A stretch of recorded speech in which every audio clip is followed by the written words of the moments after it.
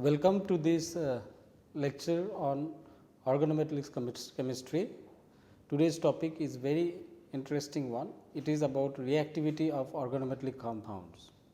Now, reactivity is something which distinguishes organometallic compounds from other compounds, because they are extremely reactive with air and moistures, and they often are synthesized in the exclusion of air and moisture.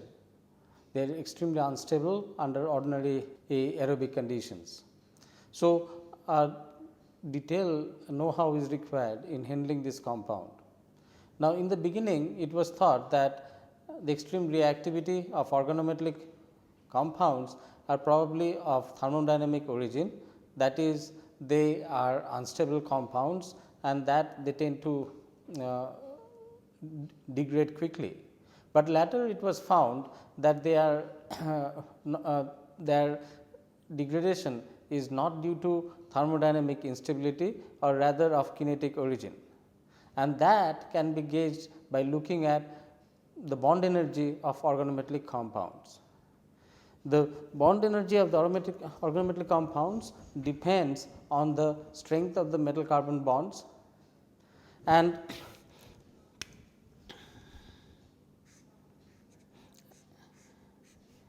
metal carbon bonds bonds are sort of weaker than that of the metal oxygen, metal nitrogen, or metal halide, or other metal heteroatom bonds. Now, furthermore, it was seen that when you have a multiple ligand attached to metal, that their bond dissociation energy may not directly correlate for each bond dissociation. For example, for dimethyl mercury, the first bond dissociation of methyl mercury methyl bond is about 214 kilojoule per mole, and the second bond dissociation of mercury methyl is much lower, about 29 kilojoule per mole. So, what it tells that the two bonds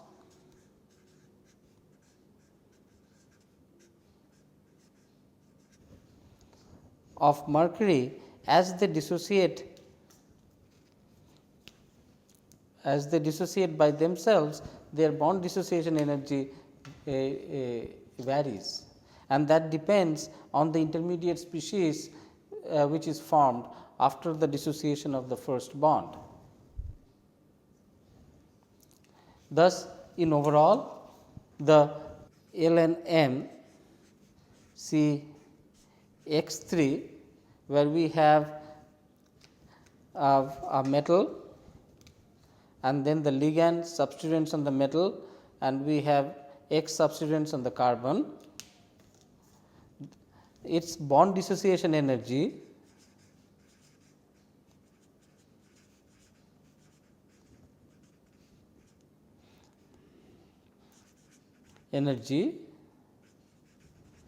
or this is commonly referred to as BDE, depends on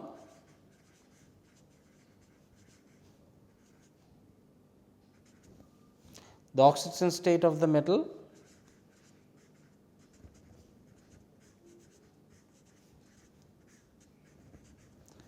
which is this, ligand environment,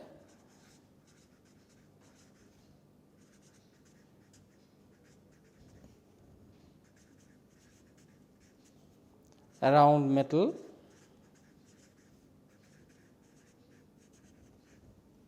which is this, then nature of X,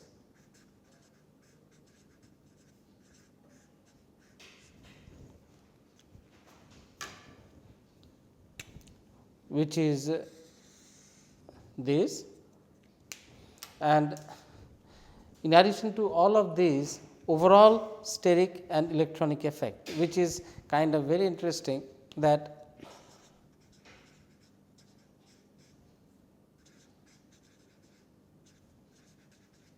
and electronic effect.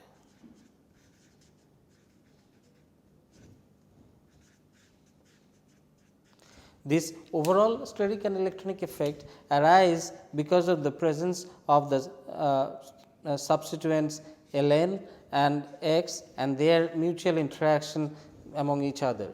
So, all of these influences the bond dissociation energy of the metal X bond, and that is why it becomes very interesting. Now, let us take a look at this bond dissociation energy and sort of classify them where how the bond stands. For example, this bond metal carbon bond energy can vary a wide range.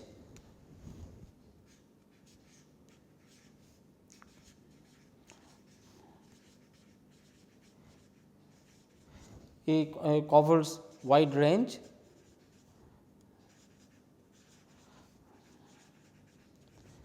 Let us say for BMe3,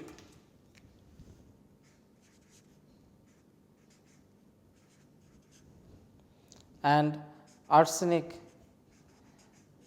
Me3 and bismuth Me3, the metal carbon bond dissociation energy in kilojoules per mole stands at 365 to arsenic, this is much lower in the periodic table, to 229, to this one being the lowest as 141 kilojoules per mole.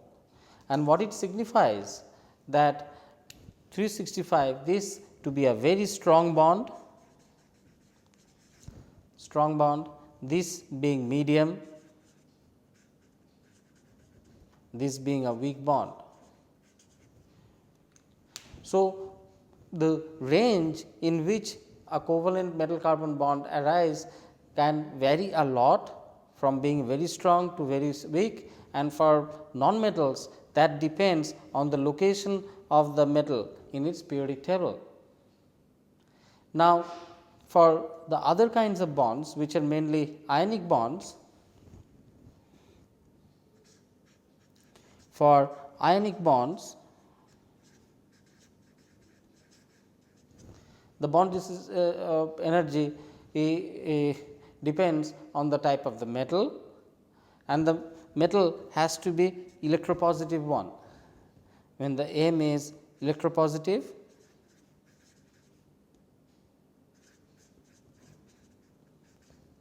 so these are mainly alkali metals.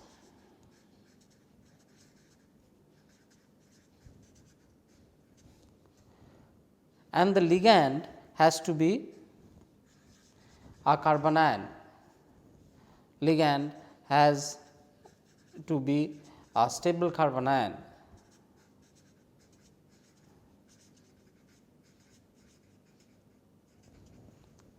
So, examples of this include various ionic compounds.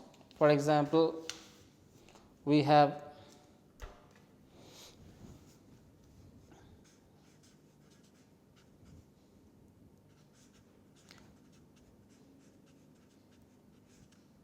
so here we see a very electropositive alkali metal,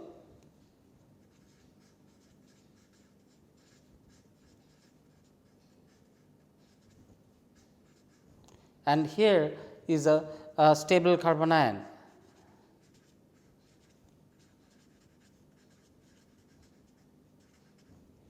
Structure of this anion is this conjugated cyclopentadienyl anion, which is very stable. Similarly, if we take a look at other ionic compounds, for example, potassium PPH3 minus. Here the metal is again a electropositive metal, potassium, alkali metal, and anion also is a stable carbon ion. So, the carbon negative charge on the carbon is stabilized over 3 phenyl rings. So, what we see that for ionic compounds, the metal has to be a electropositive ion and the anion a stable one. Another example is the sodium acetylide,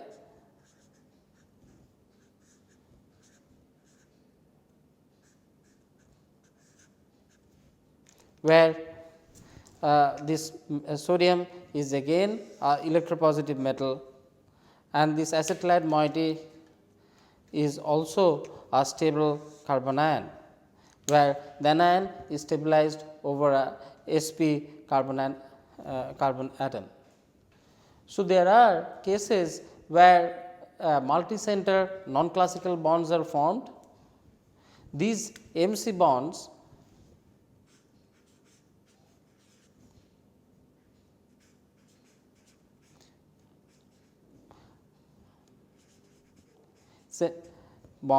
generally forms of atoms like boron, electron deficient atoms like borons, aluminums, and these are generally referred to as electron deficient bonds.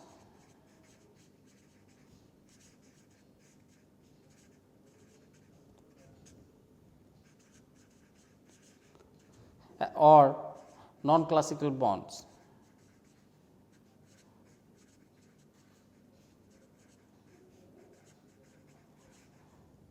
Because they do not follow the conventional view of two centered 2 electron covalent bonds. Now, in this case, where non-classical bonds are formed, multicenter non-classical bonds are formed, the valence shell of L is usually less than half filled, M valence shell is less than half filled,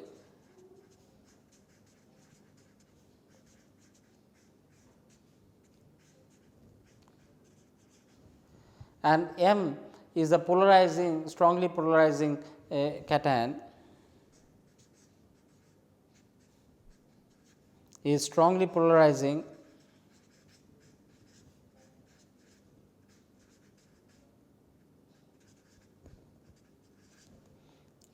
due to high charge to radius ratio.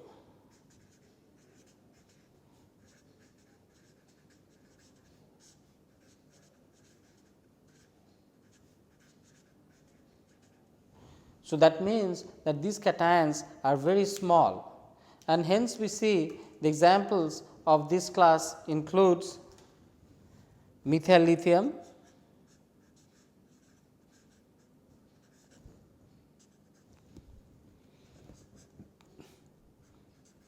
dimethyl beryllium, trimethyl aluminum,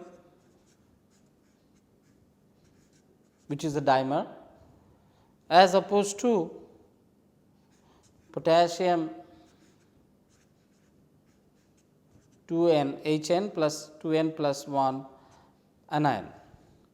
Now, what we see over here, that except for potassium, which is large, other metals are very small.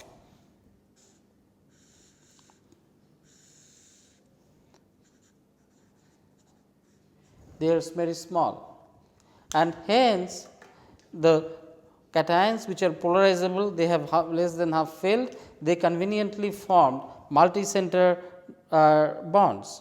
So, all of these forms multicenter bonds, electron deficient bonds. Whereas, when the metal is large and it is not as polarizable as the other one, then this is forming ionic bonds.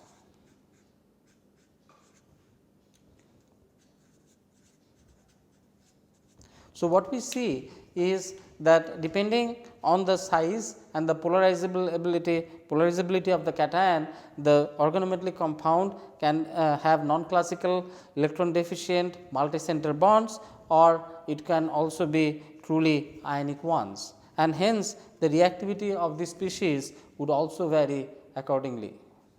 Now, another important concept involving organometallic compounds is its 18 valence electron rule.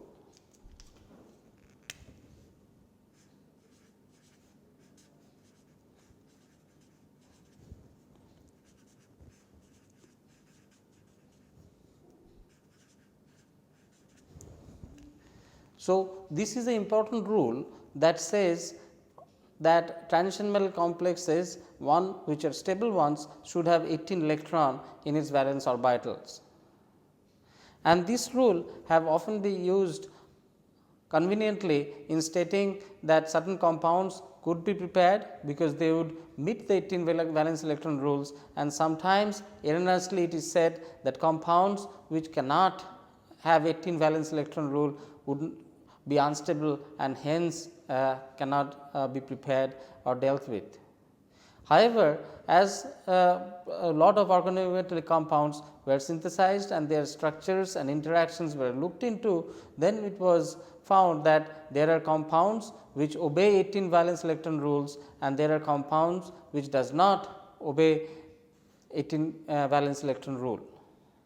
So, first of all, we would take a look at 18 valence electron rule and see what are the compounds which obey them and when the 18 valence electron rule is not obeyed. And gradually we move on to the classification based of this kind of organometallic compounds.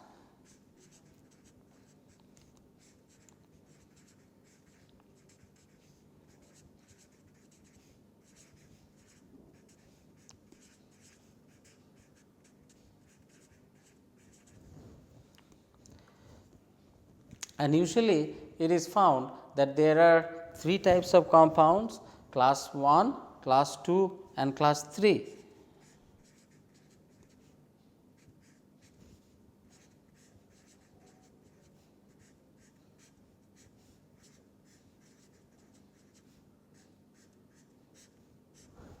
So, let us see and analyze what is 18 valence electron rule and what are the different classes of 18 valence electron rule that we just has described. Now, in order to understand the origin of 18 valence electron rule, we should understand what leads to the concept of 18 valence electron rule, and that stems from the fact that this rule is primarily applicable for transition metal complexes. The reason being that transition metal complexes have d orbital which leads to larger number of valence electron. For example, a main group element uses only ns and np orbitals for chemical bonding,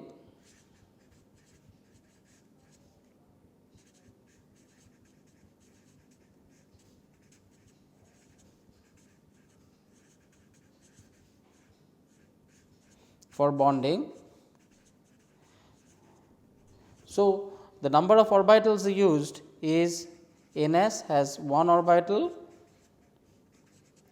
and np has 3 orbital, leading to 4 valence orbital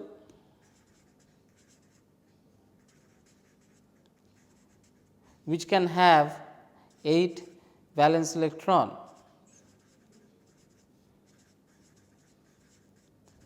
So, main group elements primarily would follow that 8 electron rule for its stability. Similarly, for transition metals they have inner d orbitals.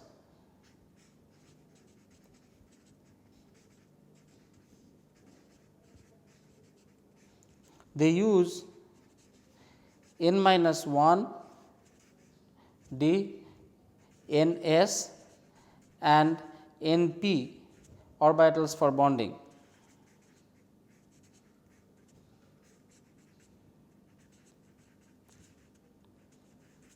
So, it has providing 5 orbitals,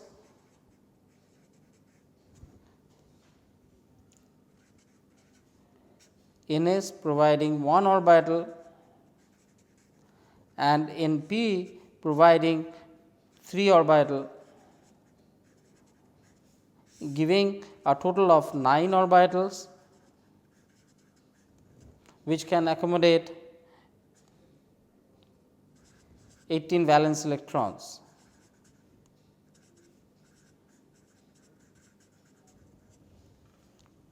Now, the question arises that for a transition metal complexes, are all these 9 orbitals fully occupied or not?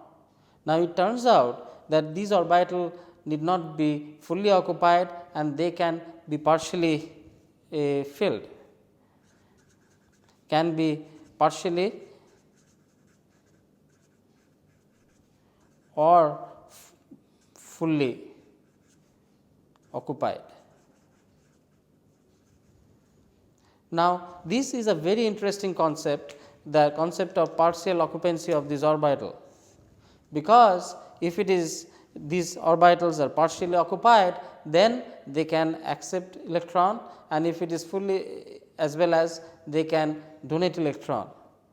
And this is a unique characteristics of the transition metals which has d orbitals, and this partial occupancy gives rise to very interesting interaction that manifests when it binds to the ligand in the form of sigma donation as well as pi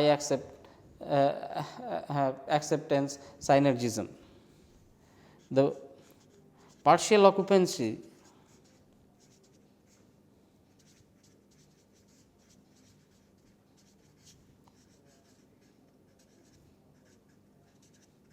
to sigma donation and pi acceptance synergism.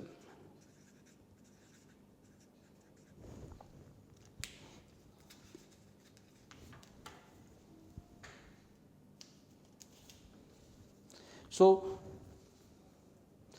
this sigma donation and pi acceptance gives rise to various reactivity attributes. For example, this partial occupancy leading to sigma donation or pi acceptance can give rise to variation in coordination number,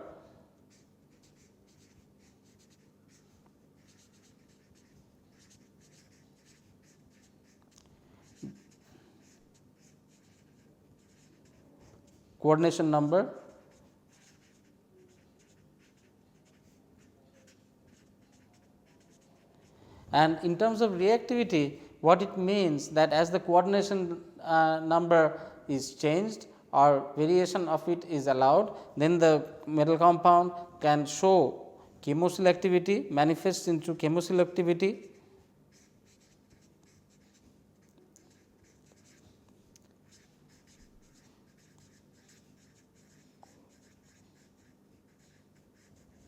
Regioselectivity,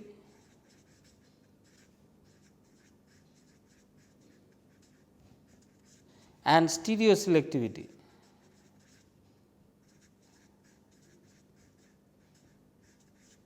So, this is indeed a wonderful reactivity pattern that arises out of this or variability in coordination number of transition metal, and which in turn arises from sigma on its ability to undergo sigma donation and pi acceptance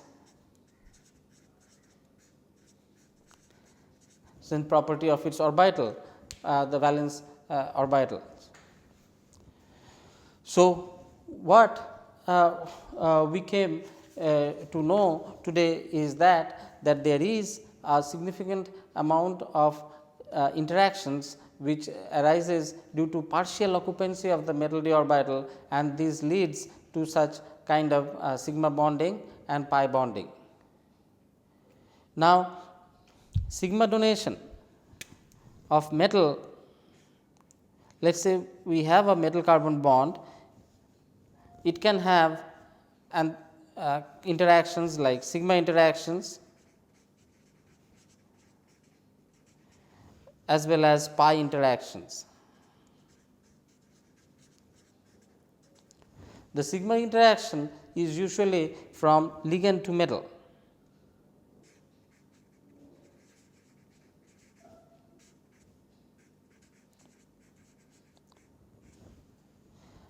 And whereas the pi interaction, usually called back donation,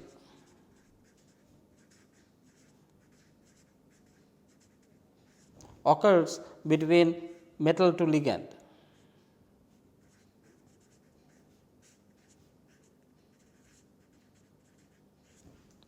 So, what does that mean?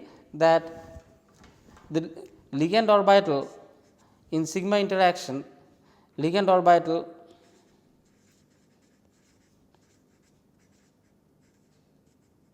is filled and metal orbital is empty, whereas in pi interaction the metal orbital is filled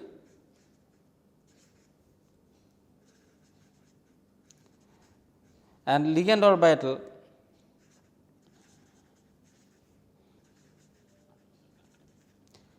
is empty. So, what happens over here is two opposing electron donation that happens between the metal and the carbon. In the first one is the sigma interaction, where a filled ligand orbital donates its all these electron to the metal, and in return the metal gets electron rich, and through its pi back donation orbital, a filled metal orbital then donates onto the vacant ligand orbital. And these two, forward donation and backward donation, are symbiotic in nature. They sort of reinforce each other. As a result, they make the bond all the more stronger. I must say that this sigma donation and pi back donation synergy is a feature which is unique to transition metal complexes, and hence something which is unique to organometallic chemistry. Usually such sigma donation and pi back donation are rare for non-metals as well as for alkali and alkaline earth metal. So, this makes transition metal complexes unique, and as well as they exhibit several properties in various important transformations. So, with this I would briefly summarize today's the highlights of today's lectures, in which we have looked into the reactivity, we have also looked into the metal ligand interaction, we have looked into the directions in which the electrons flow from the metal to the ligand and the ligand to the metal, and we have also looked at the reasons which leads to such synergism that happens between metal ligand interaction, leading to sigma donation and pi back donation. Now, with this foundation in place, we are going to take a look at another important principles that in the next lecture, that is about the compounds or classification of the compound based on the 18 valence electron rules that we have learned today. We have also learned the origin of this 18 valence electron rule and how they come about in transition metal complexes. So, with this I hope you enjoyed today's lecture, and let us look forward to the next lecture, where we are going to look at the classifications of 18 valence electron rule based principles in various organometallic compounds. Thank you.